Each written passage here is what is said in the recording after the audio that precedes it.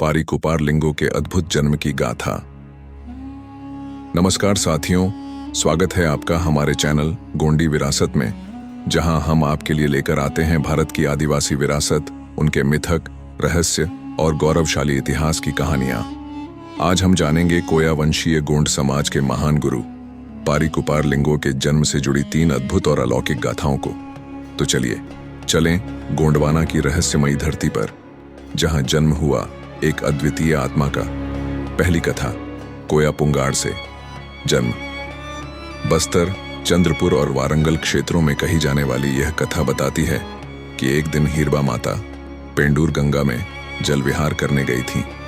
नदी की लहरों में एक सुंदर कोया पुंगाड़ बहता दिखा।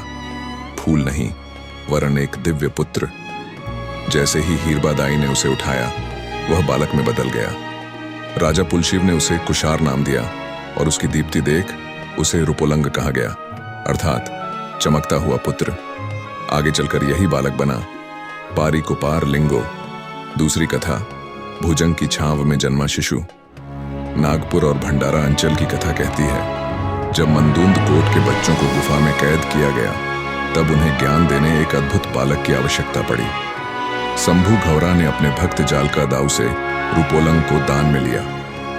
उस बालक को तोया पेड़ के नीचे छोड़ा गया, जहां एक विशाल नाग फन फैलाकर उसकी रक्षा कर रहा था।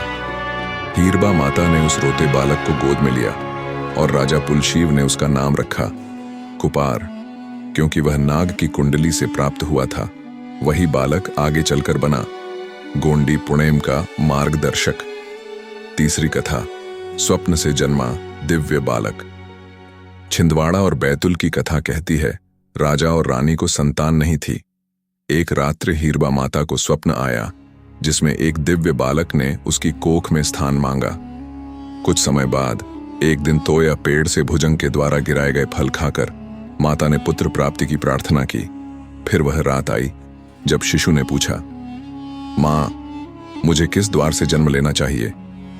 माता ने उत्तर दिया, जिस मार्ग से तुम आए उसी मार्ग से जाओ।